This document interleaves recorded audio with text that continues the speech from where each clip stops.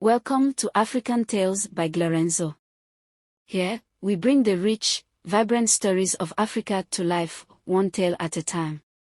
If you love exploring culture, history, and timeless adventures, you're in the right place. Don't forget to hit that subscribe button, like, and share.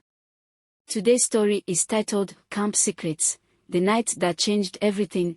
It is about Amora, who is engaged to be married, and her NYSC sexcapade with a fellow copper. Amora clung tightly to Emeka at the bus station, her heart heavy as the reality of leaving Lagos for Kano State sank in. Emeka, her fiancé, kissed her forehead softly and whispered, "Just 1 year, my love. Then we'll be together forever." Amora nodded, blinking back tears. They had been inseparable since university, and the thought of being apart for a year felt unbearable. But they had made a pact: she would complete her National Youth Service Corps, NYSC, and return to marry him. The journey to Kano was long and tiring. Amora tried to distract herself by imagining what camp life would be like. She had heard countless stories, some thrilling, others unsettling, about the drills, the friendships, and the challenges. But she was determined to keep her head down, focus on her service year, and return to the life she had planned. The camp was a whirlwind of activities. Early morning parades, team bonding exercises, and lectures filled her days. It was during one of these activities that she met Kola. Kola was confident and charming, with a smile that seemed to brighten even the most exhausting days. He was different from Emeka, more daring, more unpredictable. They started talking during meal breaks, and soon, Kola became a constant presence in her life. He made her laugh in ways she hadn't in a long time, and he had an intensity that drew her in despite herself. Amora reminded herself that she was engaged. She even tried to distance herself from Kola, but he always found a way back to her. One evening, as they sat on a bench under the stars, Kola confessed his feelings. "I know you're engaged, Amora, but I can't help how I feel about you," he said, his voice soft yet persuasive. "You make me feel alive." Amora wanted to walk away, to remind herself of the promises she had made to Emeka. But the pull she felt toward Kola was undeniable. It was intoxicating, and before she knew it, they were spending almost all their free time together. Amora had never imagined herself crossing boundaries like this, especially not in a place like the NYSC camp, where strict rules and rigid schedules dominated their lives.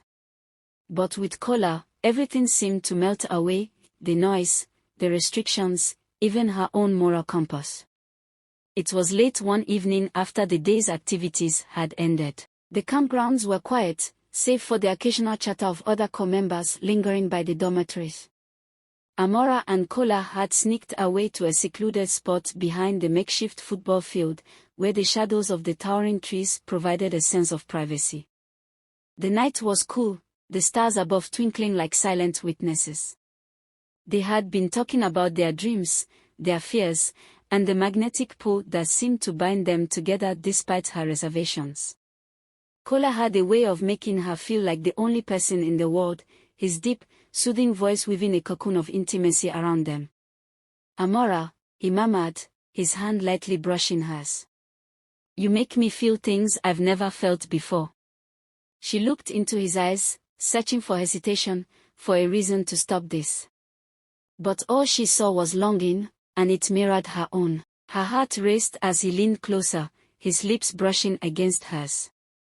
It started as a gentle kiss, tentative and searching, but it quickly deepened, igniting something within her she couldn't control. "Kola," she whispered, pulling back slightly, her breath ragged. I don't know if this is right." He cupped her face, his thumb tracing her cheek. "I know it's complicated, Amora. But I also know how I feel about you. Don't think, just feel. For once, let yourself go." His words broke down the last of her defenses. She closed the gap between them, their kisses growing more passionate. They moved deeper into the shadows, finding a spot where the grass was soft beneath them. The world around them disappeared as they explored each other, every touch and kiss an unspoken promise. Amora felt an intoxicating mix of fear and exhilaration as Kola's hands moved over her, his touch both tender and electric. She knew the risks, they could be caught. Her engagement to Emeka loomed in the back of her mind, and yet, in that moment, all she wanted was him. When they finally came together, it was both urgent and tender, a combination of weeks of tension and unspoken desire. Their breaths mingled in the cool night air, and Amora felt a rush of emotions, passion, guilt, and a fleeting sense of freedom. Afterward, they lay in silence, her head resting on his chest. The night seemed quieter now, the stars above a little dimmer. Amora's mind raced with conflicting thoughts. Kola broke the silence. "I've never felt this connected to anyone before," he said, his voice soft. "You're special, Amora." She wanted to believe him, to cling to the warmth of his words. But as they made their way back to the dormitories, slipping into the shadows like guilty teenagers, a seed of doubt planted itself in her mind. This was the beginning of a secret that would change her life forever, a night she would carry with her long after the stars had faded and the camp had become a distant memory. When the 3-week orientation ended, fate seemed to conspire against her. She and Kola were posted to the same local government area for their primary assignments. Amora's resolve to distance herself crumbled as they resumed their late-night conversations and stolen moments. As Amora's service year drew to a close, she began to notice more but unsettling details about Kola. He grew distant, his charm waning into indifference. The late-night conversation stopped, and his once persistent texts became sporadic. Amora tried to hold on to the connection they had shared in camp, convincing herself that he was simply stressed or preoccupied. One evening, while scrolling through her social media feed, she stumbled upon a picture that stopped her cold. Kola, smiling broadly, stood next to a woman dressed in traditional Yoruba bridal attire. The caption read, "My joy, my love, my forever." Amora's heart sank. She stared at the image, her mind racing to make sense of it. The woman was tagged in the post, and with trembling fingers, Amora clicked on her profile.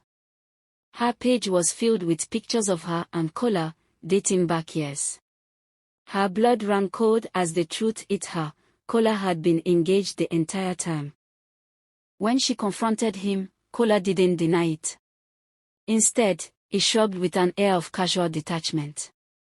"Amora, I never promised you anything serious. We had fun, didn't we? Why make it more than it was?" His words stung like a slap. She realized then that she had been a pawn in his game, a fleeting distraction during his service year. "Kola, you told me you loved me, you knew I was engaged to be married. I can't believe I jeopardized my relationship with my fiancé for a cunning bastard like you." Devastated and humiliated, Amora withdrew from him completely. She avoided his calls and stopped attending any gatherings where he might be present.